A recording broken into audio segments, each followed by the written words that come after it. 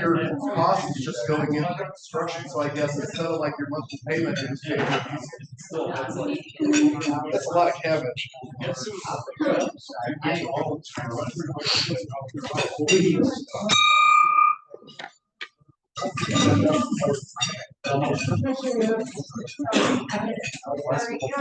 trying to do the pledge.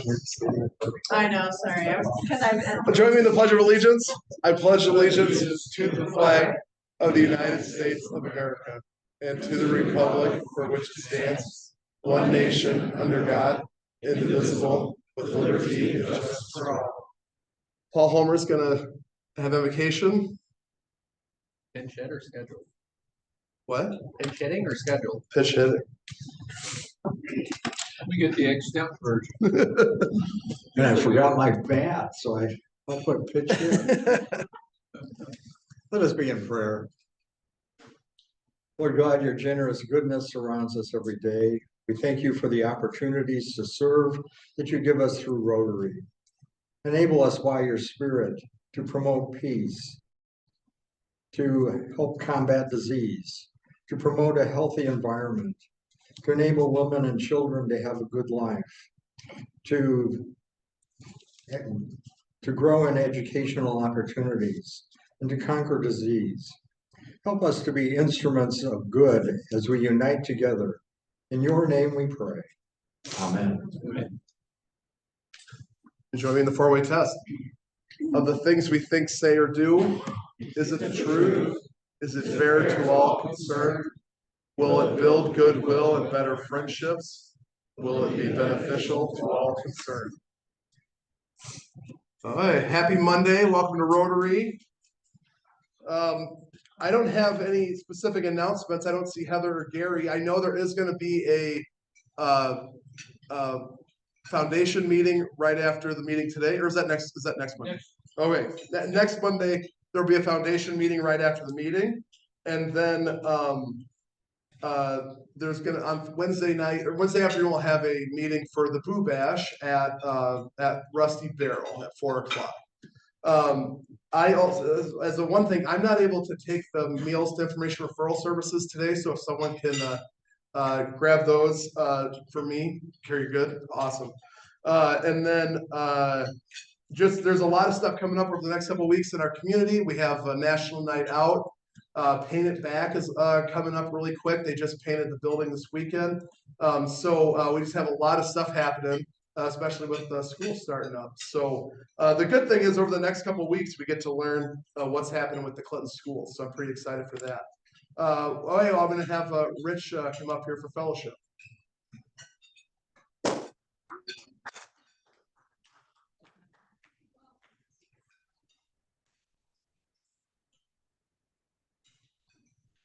Wow, thank you for that. Great for a Monday.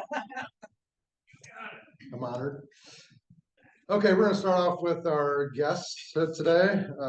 Let's see, Wes, you have a guest? I will introduce Rhea here in a moment. Okay. And then Shannon, you have a guest. So please welcome Stephen Hiltor. He is a senior at Iowa State. He's been here once before. He is our summer intern at the YW. He is also the son of our speaker. We are right to come to assistant program today. So please welcome Stephen. Welcome to our guests and everybody else to today's Rotary meeting. Glad you can make it. Okay, so birthdays. This week we do have the Honorable Charles Pelton on August 15th.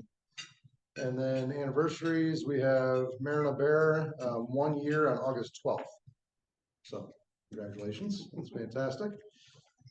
All right, so on to some trivia today to raise some money for scholarships. And give whatever you feel like giving. This will be just a fun trivia. Always look for maybe what national day it is. Today is National Presidential Jokes Day. I stayed away from that. Thought it'd be a good idea. But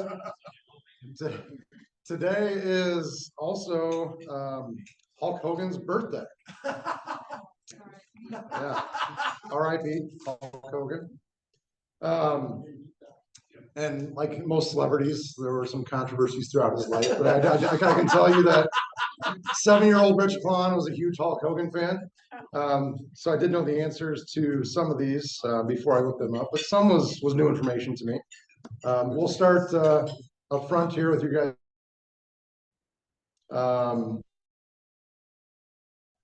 We're gonna start pretty his real name. Are you asking us? Yeah, It's Terry Balea. Balea. Yep. Very good. Very good. That was an easy one. Sorry. All right. Next up, next table here. What movie did Hulk Hogan appear in? Which Rocky movie did he appear in?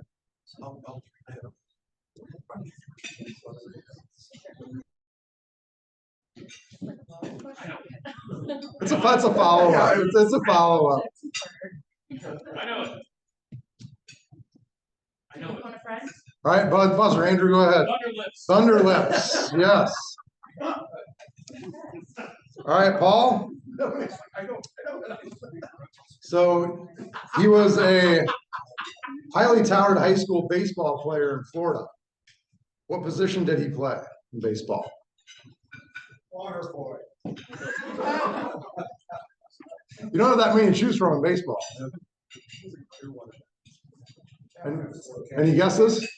Center field. He was a pitcher. Yeah.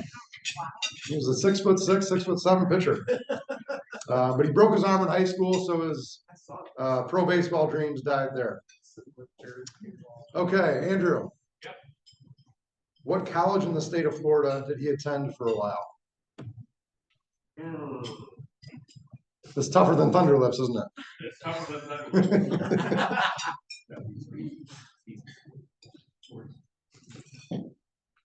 Okay, this is Florida State. I agree. University of South Florida. Oh, US. Yeah, yeah. Okay, next table here. Let's see. What year did Hulk Hogan win his first heavyweight title?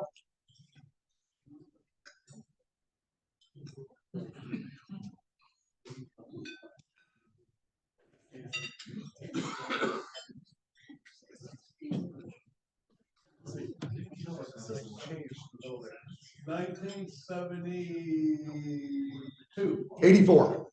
1984. Yeah. And who did he beat? I'll give you another chance. Who did he beat? Any ideas in the room?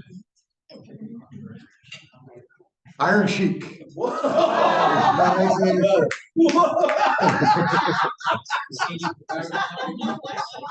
Wes got it. Wes got it. Way to go, Wes. Another wrestling fan. I like it. All right, Carrie, your table. Last question here. He was on the cover of Sports Illustrated in 1985. How many pro wrestlers have been on the cover of Sports Illustrated? In all time. Yep. The answer's one. Very good. He's the only one.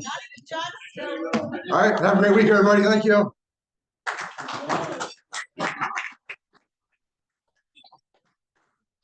So I once was on an airplane with the Ultimate Warrior the day he died. So sometime I can tell you that story.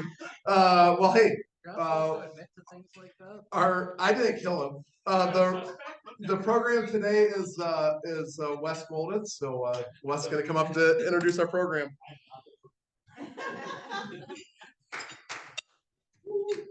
One or two to think. No, it's my honor and it's our privilege. I appreciate the organization allowing us the opportunity to share our story with you. Anytime we can talk through and share our challenges and our celebrations, it's always appreciated. So today we're going to have Rhea Wright. She's our Director of Student Services. And I'm going to share a little bit about Rhea. I'm sure she's prepared for this, but Rhea's from Keokuk. So another river town. We won't hold that against her. I like to give her a hard time. Southern Iowa along the river. Anyway. I talk a little bit differently. She graduated from Western Illinois with her bachelor's degree in elementary ed. went on to Drake University and received a degree from Drake within specifically special education.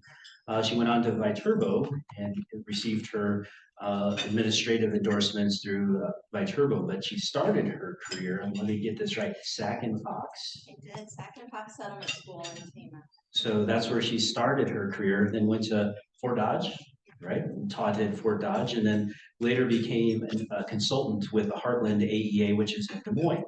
And we received her in Clinton since then. But Ria's in charge of a lot, and I had to write it down because, you know, there's a lot that Ria deals with in a day, and sometimes I have to remind myself. So Ria takes care of special education, at risk, our homelessness, our homeless population, our talented and gifted students, and also our preschool. There's much more than that, but those are kind of the big eggs right now that are in her basket. So Ria's going to share a little bit about what's going on in the Clinton Community School District in her world. So Ria, right.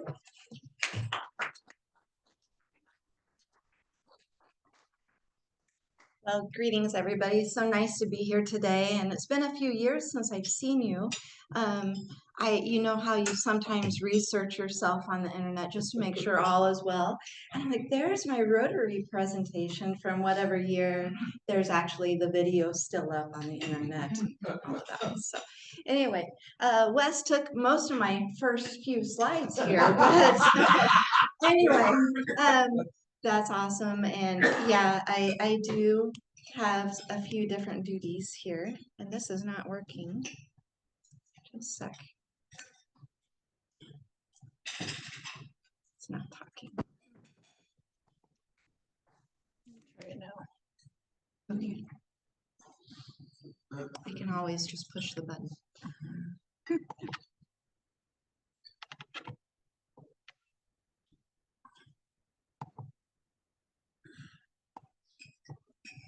We had this working. Right? Yep, it was Before. working. Yeah. If I clicked on it, it went. Go escape.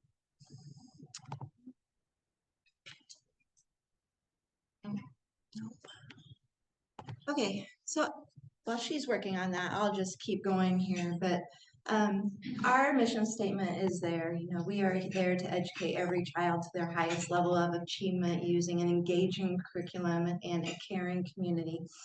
And I feel like all the departments I work with, that's very key and draws out the extremes on all ends, but it meets the needs of all the students. So the second part is what we're really working hard on in every department in the school district this year and last year is making sure that every student feels welcome, connected, and safe.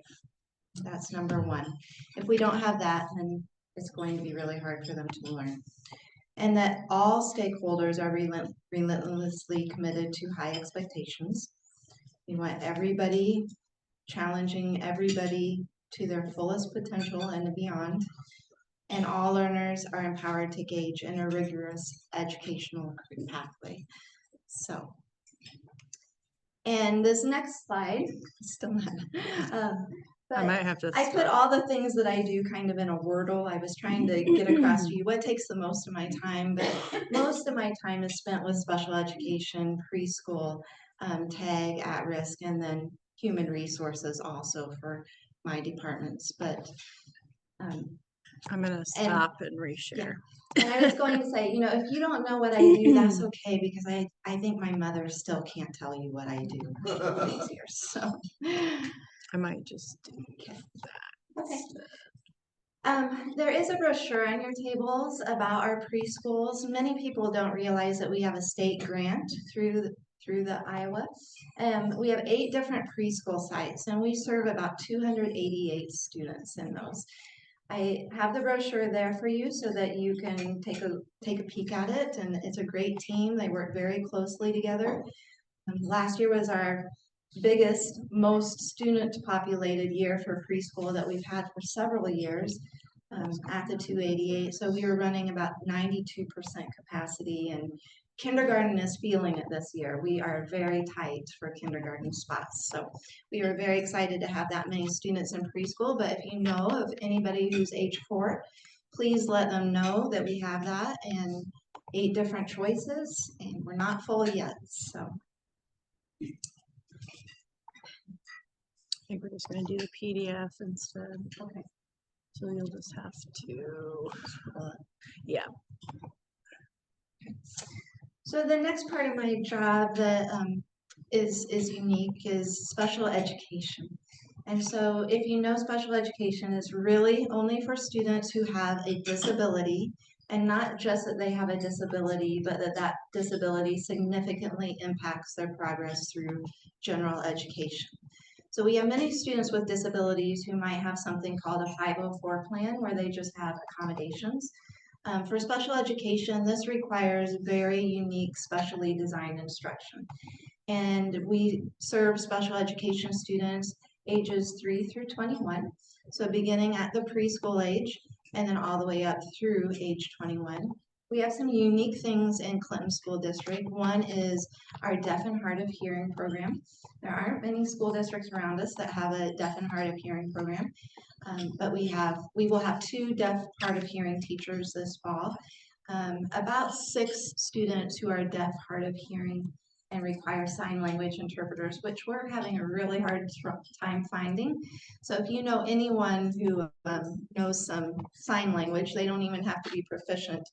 We would love to have them in helping our students, but very high need here in the state for those. I'm also very proud of, in our special education department, we have about 70 special education teachers. And they are serving students anywhere from, all in general education settings where they might be in there giving some instruction and co-teaching with a general education teacher, to students in wheelchairs who require a private nurse. So we have quite a range of services.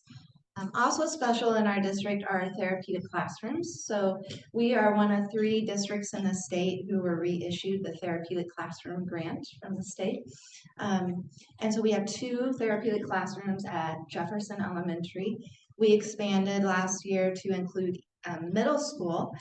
And those students really have some group therapy, individual therapy, family involvement, and some special behavioral supports, trauma-informed approaches, those things for those kids. And the data's been really great. We've had higher school attendance, passing classes, coming to school, and a couple students who have worked their ways out of those therapeutic classrooms. So we have highly trained paraprofessionals also, so we were lucky to send some to a state opportunity for that. We were chosen for that, and they have continued that work through the last couple of years and training their peers and having speakers in too. And then we're above the state average actually for special education students getting work experience. So we have a TAP liaison now who goes out and helps students in job opportunities out in the community. You might have met them, some of our students. And then we have Project Search. So Project Search is a year-long intensive program for students who need a year's worth of coaching in order to hopefully obtain a job. And they usually have intellectual disabilities. So one of the initiatives that was put forth to me when I first came here, and Gary started this, was, hey, we have a $2.7 million special ed deficit. We've got to stop that. And so we are probably one of a handful of school districts in the whole state who doesn't have a special education deficit anymore. And I think last year we were about $100,000 over, but that was last year. We should be back out of that for this year. Oops, I'm not sure what happened here. Sorry. It's really hard to. I might need your help with scrolling this. It's a little. Skip that slide. Another part of my position. I think they did forget this when I was hired, was the homelessness. But I'm the homeless liaison for the district too. And when we first started this work, I think we knew about 31 students in the district who were homeless. And we changed some things like our registration process, making people more aware of what homelessness was or is. And we've really increased the number of students that we have identified over the years. So we also have a state grant for this, but last year we had the highest number of homeless students that we've had since I've been there, and this is my 7th year here in Clinton. So we ended the school year at 158 homeless students. And so far, we start every year at 0 again. And already before school has even started, we're at 38, and that was August 1st, so. Yep.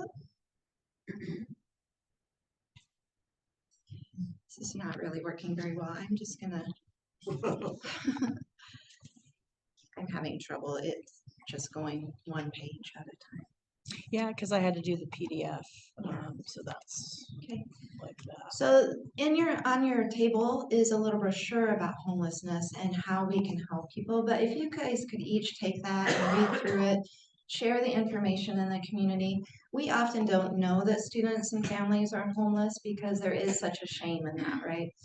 So if you know, please encourage them to reach out to me or one of our social workers. I have that brochure there too, but they do the case management for our homeless families. You know, we know that if we're not meeting the students' basic needs, we're gonna have a really hard time getting them educated, right? So there's lots of rights that these families have. One is immediate enrollment, transportation to and from their school of origin if they move in the middle of the year, waiving all school fees, and then many, many other things over here. So those are all listed in that brochure too. But you know, there are times that we will get a call in the middle of the night or Friday night with a child calling their teacher saying, hey, I have nowhere to be tonight. Can you guys help us? So there have been times that we arrange for a hotel room. We can only do that as a school district for a few nights and then maybe get them a pizza or food for that evening and tie them to other agencies in the community pretty quickly to get them back on their feet. But we can, as a school district, we can only house people for 2 or 3 nights in order for that child to attend school. So there's the definition of what does homelessness mean, okay? It's any child who's sharing the housing with another family due to financial reasons.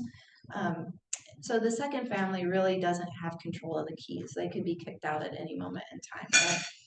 And then someone who's living in a hotel motel, not for fun, but because they have nowhere else to be, in a campground or in a transitional shelter. So we have some of those here in town, right? Like the Victory Center, Hightower, where parents might be undergoing some kind of treatment and getting back on their feet. But again, if they mess up, they could be kicked out. So any other nighttime residences that are not designed for or used for sleeping accommodations. So I think of a story I heard here in town where somebody heard something in their basement. They went down to check. The basement had one of those outdoor doors that you lift up, and it was a mother and her baby living in the basement. So migratory youth who qualify because of one of the above things, and then youth who have run away or been forced to leave home. And this is probably the group that we're missing the most of. Those students just don't know that they're homeless. So one of our initiatives this year is to get out there and do more training directly to students, not just staff. So. And what's surprising is when I hire people, I try to train everybody as I hire them by going through these definitions and giving them information. And they're like, I wish I'd known this when I was in school.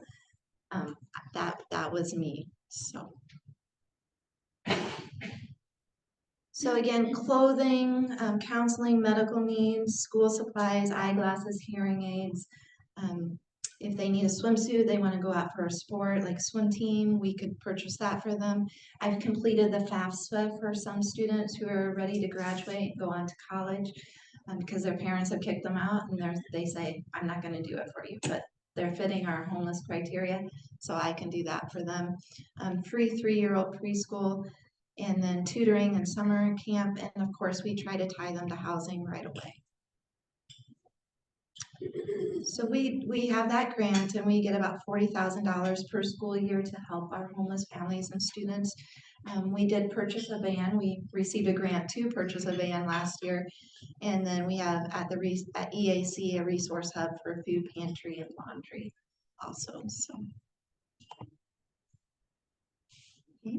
I also get to work with talented and gifted students. So you can see I go from the top 10% of our students to the bottom 10% performing students. So this is fun to see both ends of the spectrum, but our tag teachers serve about 10 to 12% of our student population, which is right where they should be. And this year they're going through a self-audit. That was their choice. I didn't force that on them, but we're working with some state people in order to take a look at our tag programming, and I'm very proud of our tag programming. I think we have some of the best in the area, and I encourage that team to present at national conferences, but they haven't taken me up on that yet. One exciting new thing with tag is that we have expanded into the high school with a teacher, and she's giving career counseling, and the kids will have the opportunity to take college courses as freshmen even. So things like college courses from Harvard, Arizona State University, those things.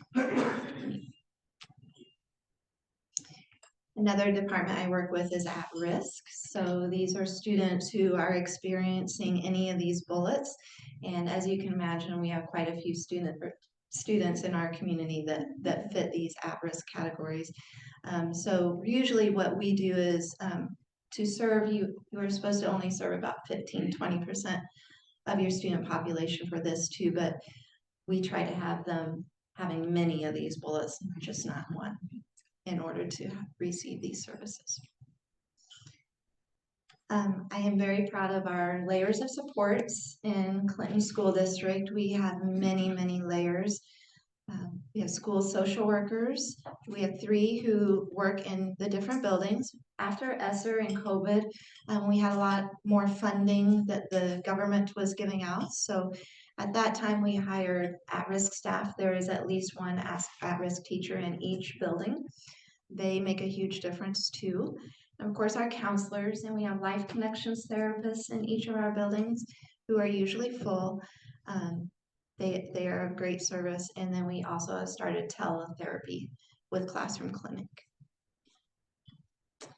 And last but not least, English language learners. You would be surprised at how diverse our community is. You would think this would be a large part of our population, but our English language learners only make up 1.7% of our student population. So not a lot of kids, mostly Spanish speaking, and we have had an influx more of newcomers, so people directly from other countries who don't speak English lately. So.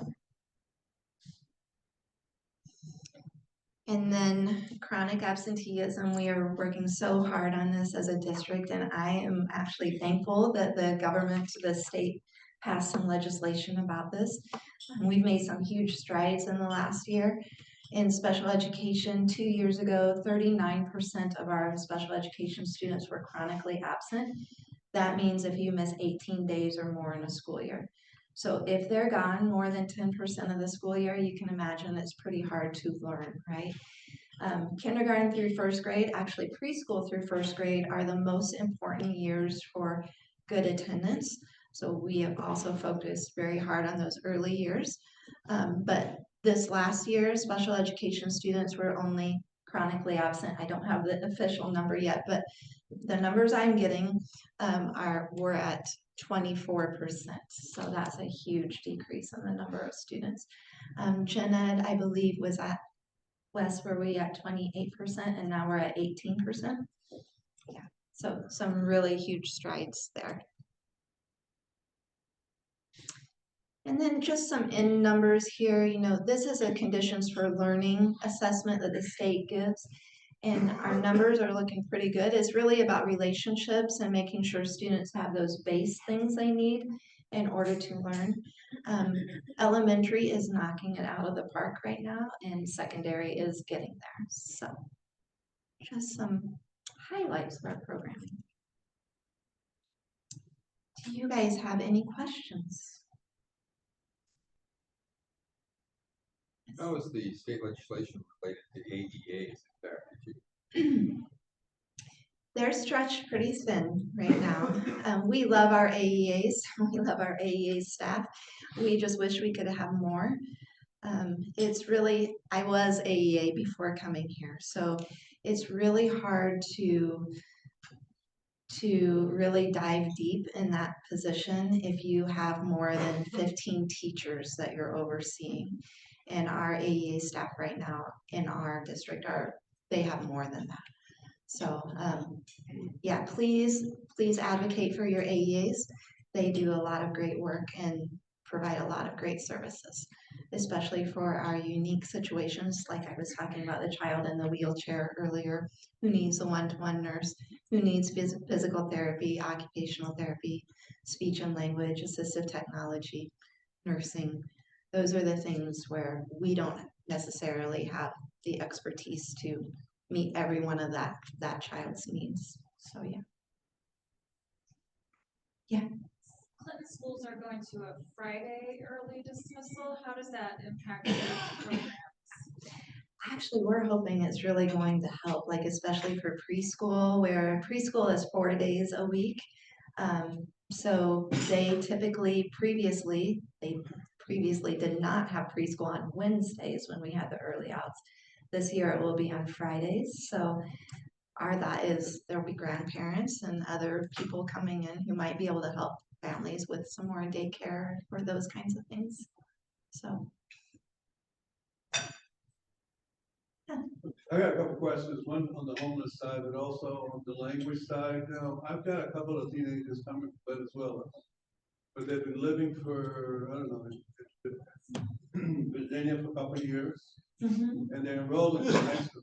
You know, one is 19, I think the other one is 18, something, 18, 16. They have a problem with the language, but they're already enrolled. So are they going to get language lessons? How do you do that? So are they still school age? I'm sorry. No, yeah, that's what I'm saying. One is 18, I think, he's gonna be a senior. And the other one is 16 or 17. Yeah. So now they don't speak the language, but they're enrolled at the Clinton High School right now. How do you do that? Because they don't speak the language. Yeah, so we have a really great English language teacher who covers middle school and high school, and she also has para educators at both buildings. So her name is Olga Kruger. If you've ever met Olga, she's pretty phenomenal. But what happens when a student comes in is we do a home language survey, and then they do some assessments and they figure out what the student's needs are, and they'll be working with your children. Yes. So while they're going, they'll be taught how to speak the language. Yeah. Okay, that's good. Yeah. You know. The other one's a homeless question. You're gonna work with the homeless. You know, Wes and I, we talked a lot. You know, when the children come in as homeless to the Victory Center, you know, we make sure they enroll in school and everything else. But once in a while, Human Services comes in and will take the children to another place once in a while. We just had that scenario just recently. We had 3 beautiful kids that I fell in love with. Yeah. I really did. It was so beautiful. Then Hightower, you know, which I don't mind. Hightower is a really great program. I mean, how do you know, you're saying you work with the homeless. Are you able to see an improvement in their homeless platform that they're in? Do you work with the families, parents pertaining to that? We've seen a lot of great things coming from it, with scores and academic scores and social, emotional kinds of things, like in that conditions for learning. Kids are more engaged in school and present, and you know, we are able to provide the group therapy or individual therapy or counseling and the caseworker from the social worker. So getting families tied to resources is often the first step. getting them signed up for healthcare or Medicaid or all of those things our social workers typically help with, helping with transportation. Yeah. I would help. Mhm. I wish my wife was here, because she works with children. Yeah. I'm more than good. Oh, I think we met with her last Oh, you year. did? Okay. Yeah. We have two questions. The first is, there was an article recently, we know that the food bank in the Quad Cities is gonna be moving away from their backpack buddy program that I know is very impactful in our community. And they, in the article, it said that they were gonna go to more of a school pantry model. Has that been like discussed already, or is? Yeah, actually, yes, about 3 weeks ago, we got that same email about the things changing with the backpack program. So we are moving to make sure that there's a pantry in each building. And then, my other question is, we have a good swath of the community in this room. Is there things that we can, as a community, can be doing to help support you and help things out with the schools? Helping us with personnel is first and foremost in my mind right now. We still have a couple positions open before the school year even starts, but I think if you know of situations where families are homeless or struggling, please let us know, because like you were saying, they're scared many times. They're scared of DHS coming in, taking the children. That's not what we're about. We're about getting families stabilized and getting them the help that they need. And so what we find is they are afraid to reach out to us. And there's so many ways we can help if we just knew. So encourage them to reach out to us. My door is open all the time. I am completely open to meeting with somebody or talking with them on the phone, whatever it takes, but we'll help in whatever way we can.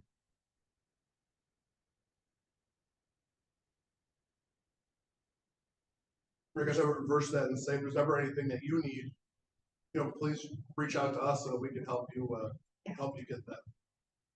Thank you. It's not really a question, but just working at Mercy One with the Project Search program, you see such a difference from day one with those kids to their very last day. And I think that program is such a success. And I don't know how many years we're going on, but it is definitely something to see accomplished, getting them ready to go to the workforce or to move on to their next level. So good job. Thank you. Thank you. We've had some great teachers over the years too, who really helped with that. But if you don't know about Project Search, most of the time, if a student has a significant disability, when they graduate from high school, or even before they graduate from high school, there is Iowa Vocational Rehabilitation Services that can help these children. They sign up for these services and they help get them into the work world. And it might be 6 weeks of coaching, maybe a little more than that. They help them figure out what career they want to go into, and then what training they might need. And Voc Rehab will even help pay for a little bit of college for some students, or apprenticeships, things like that.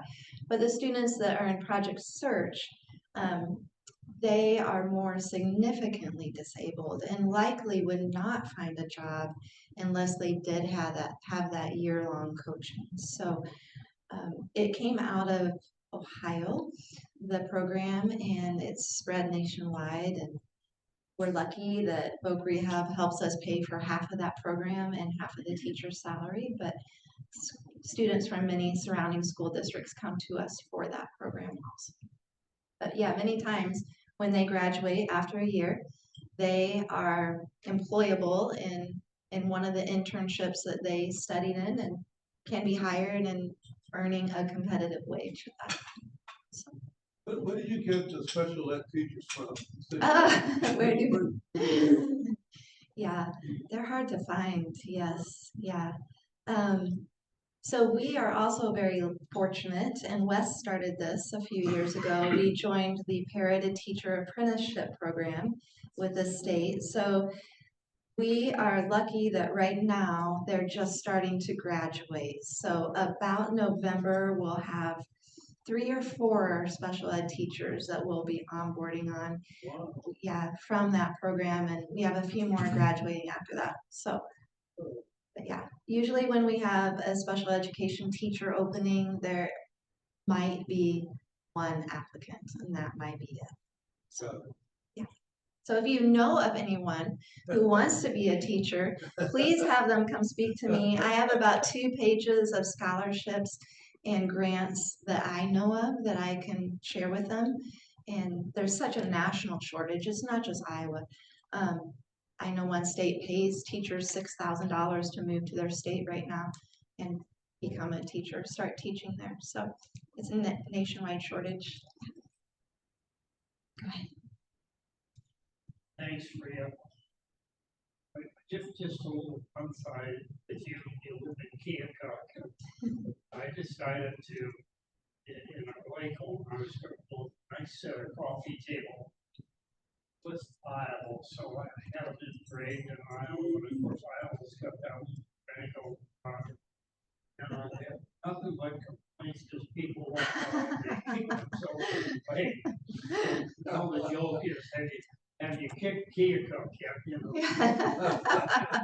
That's a good one. I'm going to tell my colleague that. She's from Keokuk also. Yeah. He was just down there. So. But we have lived this thing. You know, a little bit about homeless. Ask your kids and ask your grandkids if they know somebody. And accidentally, we have one that we're, let's say, finishing up now. He's going to college. So proud of him. But there was a time, 12, 13, where he didn't have a place to go to. And mother was a crack addict. Father was in jail for life. And the apartment, the government was paying the rent to the landlord. But what wasn't paid was the utilities. So he had an apartment with no utilities. So he accidentally stumbled into this young man through our daughter's kids. And so we said, no, just take care of it. That was a nightmare to go in and they go, well, you can't pay your, so we'll pay your utilities. Which I think needs to be changed. Someone wants to pay your utilities. That should be figured out. So we have this young man, and he has no identification. We go, well, let's get a birth certificate. We went back to the mother, and she goes, I have no idea where I was born. So we couldn't even get we have to go all the way through the state of Iowa to come up to regenerate a gift certificate. So we get a social security number, and anyhow, he is going to college now. So we're so happy, so appreciative that he has a book every night. And back to our school system, you just hired one of the gals that her husband's living this weekend at our house. We saved him, and so out of it, we have his wife is a school teacher that's starting teaching music. That side, and he's a teacher at Pleasant Valley. So it was worth it to see. So we're proud of that. Very proud.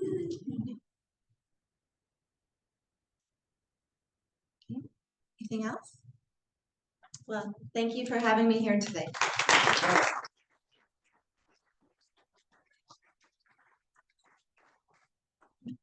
Thank you, Rhea. Every week we donate a book to the Clinton Public Library children's wing under our speaker's name.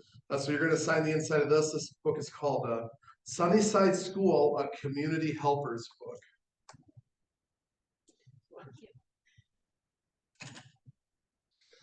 Rock and roll. Thank you to Braden for greeting, Paul for invocation, Rich for fellowship, and Wes and Rhea for program today. And with that, Unite for good.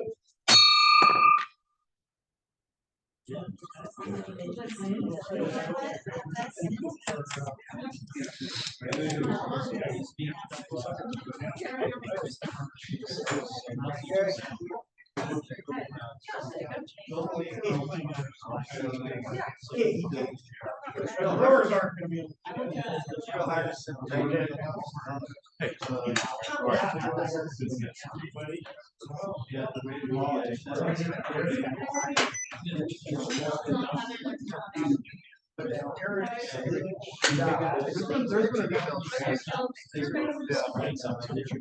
Good job. What great work you guys We're at it all. My wife is very fast. Making sure they're not addicts. We don't let them mothers. I have a letter for you. Three kids. And I forgot it at home, but They don't love it. so. When did I go? That's where it is. Yeah, she's the same girl. I'll be here next year, Brendan.